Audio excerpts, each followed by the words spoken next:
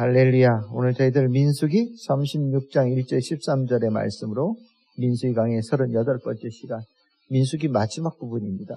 오늘 그 말씀을 함께 나누겠습니다.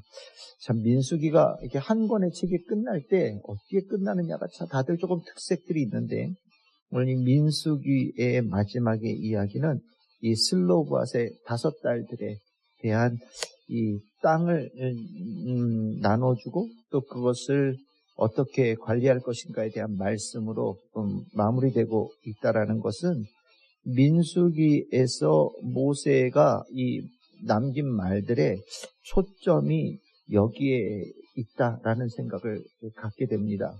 이제 27장에서 우리가 이제 봤듯이 27장에서 슬로바스의 5딸들이 아들들에게만 이 상속이 혹시 이어지면 아버지가 믿음 생활하고 지내왔던 그 모든 것들이 다 기업에서 잊혀지고 자신들이 하나님께로부터 받는 기업에 받지 못하게 되어지는 것을 강하게 이제 요즘 말로 어필을 했죠.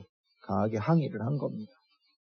그리고 우리에게도 비록 딸들이지만 딸들만 있는 집에는 딸들에게 상속권을 달라라고 요구를 한 겁니다.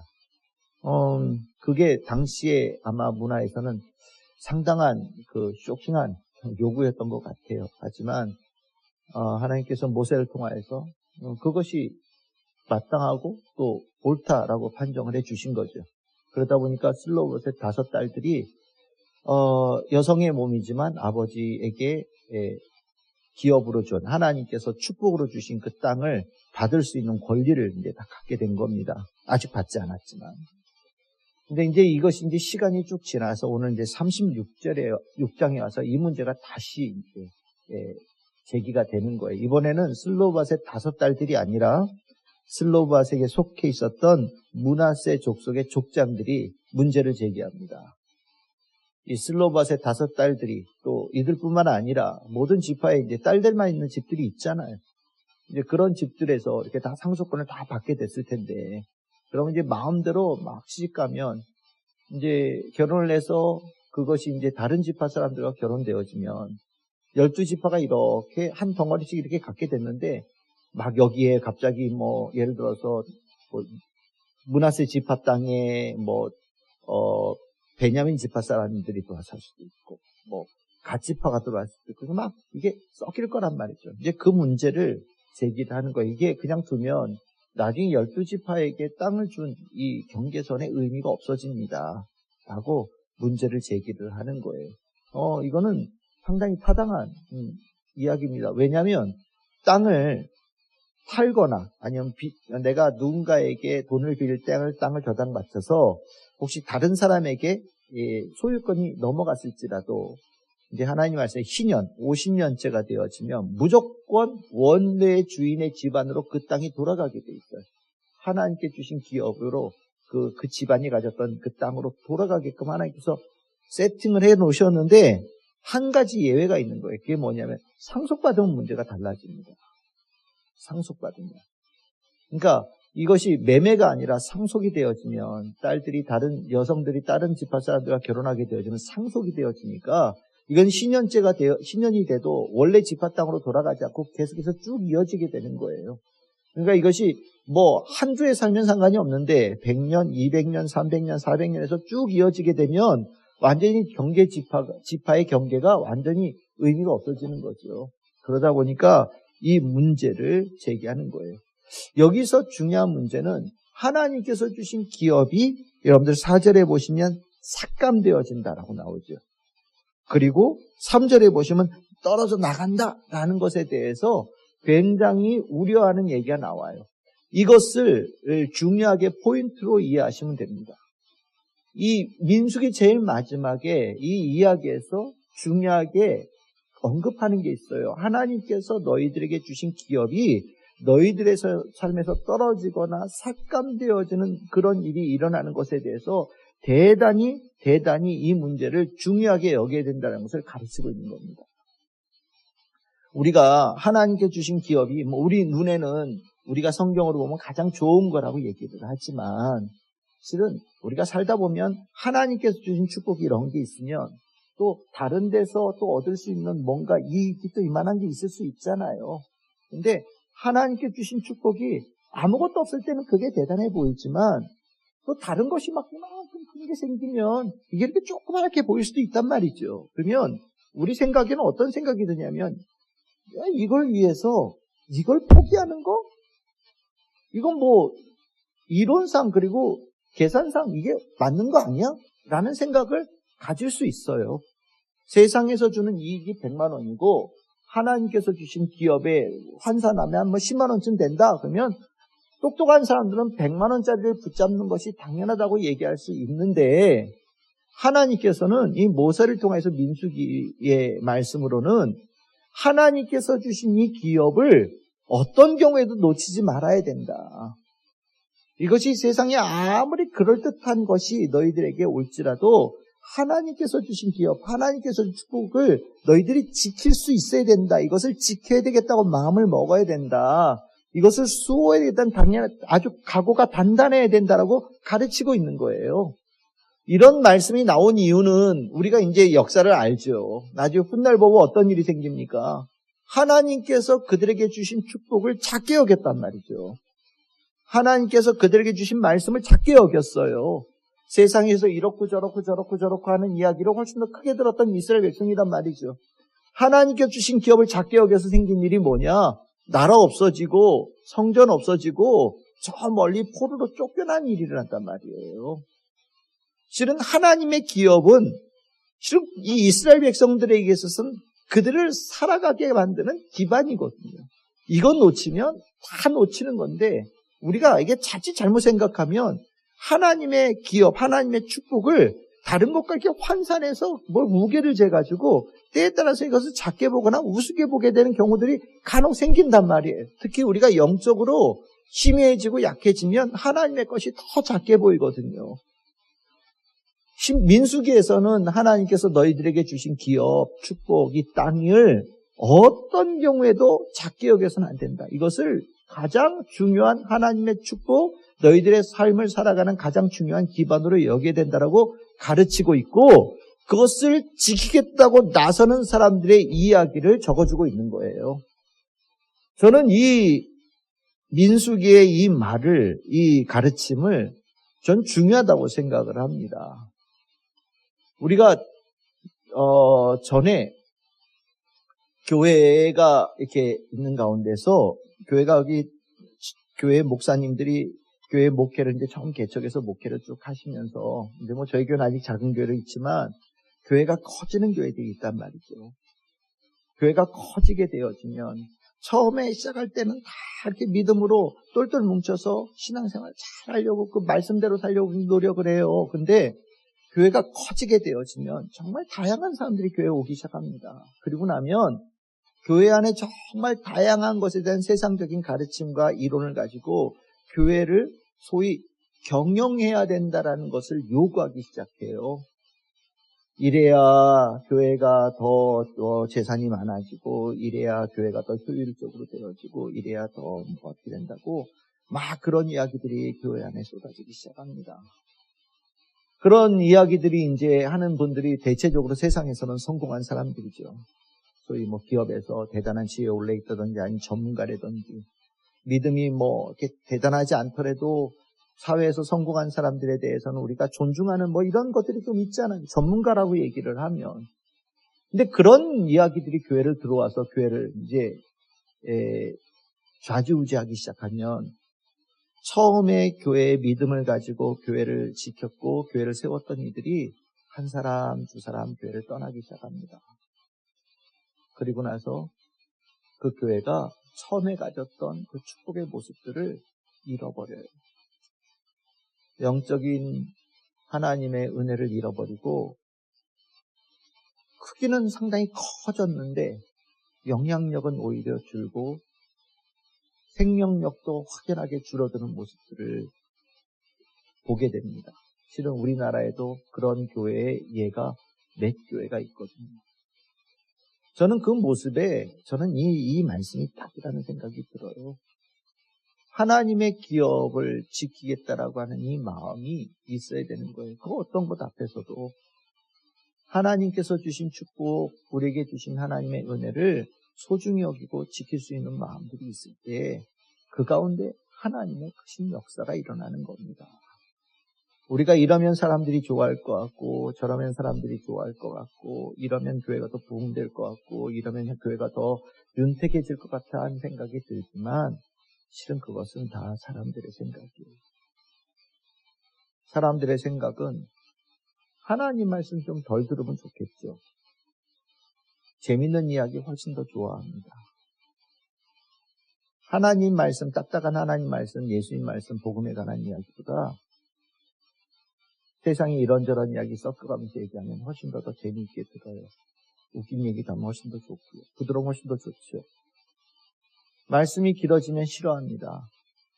말씀은 짧아야 된다고 얘기를 해서 짧은 설교가 교회 부흥의 원동력이라고 얘기하는 경우들도 있어요. 다 틀린 소리입니다. 저는 그렇게 생각합니다. 제가 설교가 긴 목살에서 그런 얘기를 한다고 생각하실지도 모르겠지만 저를 가르쳤던 분들의 이야기는 다 똑같은 얘기였어요. 한국 교회가 왜 힘이 떨어지냐? 말씀이 짧아져서다. 성도들이 말씀이 길어지는 것을 못 견뎌한다.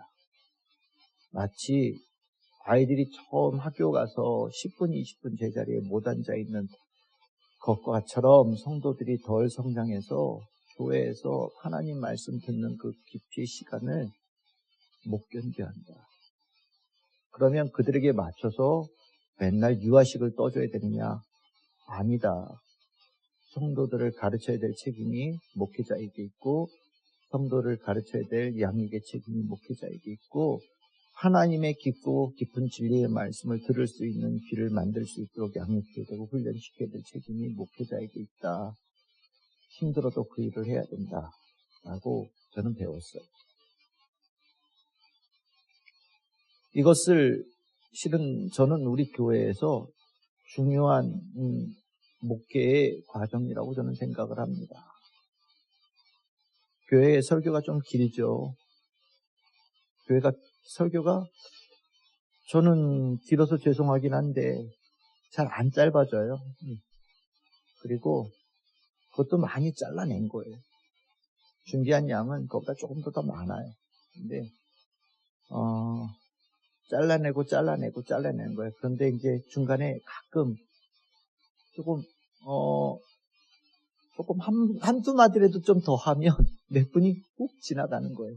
그렇지 않아도 조금 긴 설교인데 한두 마디 조금 더 하면 조금 설교가 길어지니까 아마 듣는 분들에게는 길다라는 생각이 들지도 모르겠어요. 그런데 교회 부흥은 성령의 역사입니다. 말씀의 역사거든요. 그렇죠? 하나님의 말씀의 역사거든요. 그 말씀의 역사가 귀가 열리면 성도들 안에서 성령의 능력이 나타납니다. 그 능력에 증거하는 성도들이 하나님께서 영적 열매를 맺어가는 통로로 삼으시는 거예요. 저는 여러분들을 양육하는 거고요. 여러분들이 나가서 복음을 전하는 그리스도의 사람으로 잘 살 수 있도록 만들어가는 거예요. 그럼 여러분들이 복음을 전하는 통로가 되는 겁니다. 제가 나가서 노방전도를 하고 외쳐서 얘기하는 것보다 저는 우리 교회 성도들이 있기 때문에 여러분들 통해서 복음을 전하는 거예요. 이것에 대해서 저는 앞으로도 계속해서 진행할까라는 생각을 합니다. 복음을 전하는 일에 있어서 제가 만약에 멈추는 일이 생기면 아마 제 스스로가 목회가 부끄러워서 아마 목회를 못할 거예요. 기업을 지킬 수 있도록 만들고요. 기업의 소중함을 영의 눈을 떠서 볼 수 있게 하고요. 그것을 어떤 경우에도 내 의지를 가지고 붙잡을 수 있는 성도를 만드는 것은 목회자의 저에게 있어서의 가장 중요한 목표입니다. 오늘 이 므낫세의 장로들이 하나님 앞에 나와서 모세 앞에 나와서 이 땅들을 지켜야 되겠습니다. 하나님의 기업을 지켜야 되겠습니다라고 하는 이 요구를 하나님께서 귀하게 보셨다라는 것을 여러분들이 꼭 보셔야 됩니다. 오늘 보시면 5절에 나오죠. 모세가 여호와의 말씀으로 하나님 말씀을 전합니다. 뭐라고요? 옳다.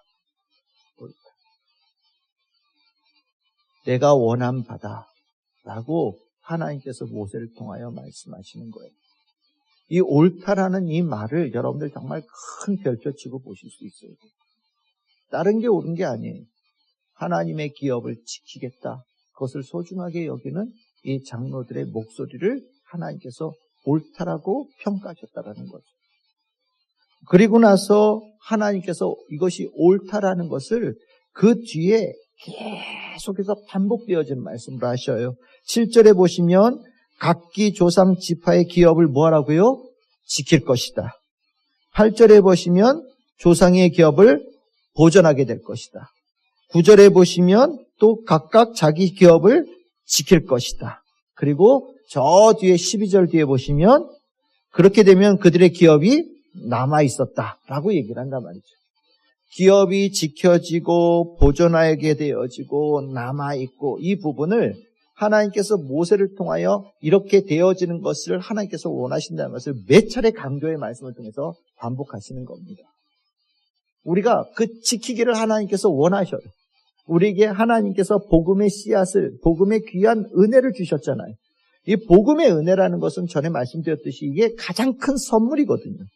하나님께서 가장 크게 주신, 우리에게 주신 최고의 선물이에요. 복음이라는 게 세상의 무게로 따지면 아마 세상의 저울로 달면 1g도 안 될지도 몰라요. 그게 별거 아니라고 생각할지도 모르는데 세상의 저울이 아니라 하나님의 저울로 달면요. 이 복음은요. 세상 그 어떤 것보다 무거운 큰 하나님의 축복이거든요. 이 기업을 하나님께서 지키라고 명하시고 보존하라고 말씀하시고 항상 남아있어야 된다라고 명령하시는 거예요. 이것을 내가 원한다라고, 너희들이 그것을 알고 그것의 소중함을 알고 그것을 할 수 있는 자들이 되기를 원한다라고 말씀하시는 거죠. 그러면 이렇게 지키고 뭐 하는 이런 과정들 실은 보셔요. 지금 슬로바앗의 5딸들이 있고 지금 므낫세 지파의 장로들이 있어요. 실은 둘 사이에 뭔가 이해관계가 삐걱거린다는 느낌이 들죠. 그렇죠? 슬로바앗의 5딸들은 아버지에게 주어진 기업을 자기들의 소유할 수 있는, 쓸 수 있는 권한이 있는 거예요. 근데 지금 장로들이 그 권한을 제한하고 나서고 있는 겁니다. 이 두 개가 서로 팽팽하게 부딪히고 있는 거예요. 여러분 잘 생각해 보시면 슬로바앗의 5딸들이 얼마나 많은 사람들에게 눈에 들어왔겠습니까? 보통 여성들에게 그 당시에 재산권이 없는데 이 딸들은 어마어마한 재산권을 이미 가지고 있는 거예요. 부자들이에요. 세상에 눈으로 부자인 거예요. 그러니까 아마 많은 남자들이 아내감으로 아마 정찍었을지 모르겠어요. 아마 이런저런 지파에서 그 지파에 우리 집안의 시보라고 얘기하는 사람들도 있을지 모르겠어요. 그 상황 속에서 그 권한이 제한될 수 있는 상황이 된 거예요. 누구는 이 땅을 지켜야 된다고 얘기하고 이쪽에서는 자기의 권리를 이행할 수 있는 권한이 있다고 얘기하는 두 개가 팽팽해져요. 그런데 이 둘 사이의 이해관계가 이 한 단어에서 묶입니다. 하나님께서 이 12지파에게 주신 이 기업을 뭐 해야 된다고요? 지켜야 된다.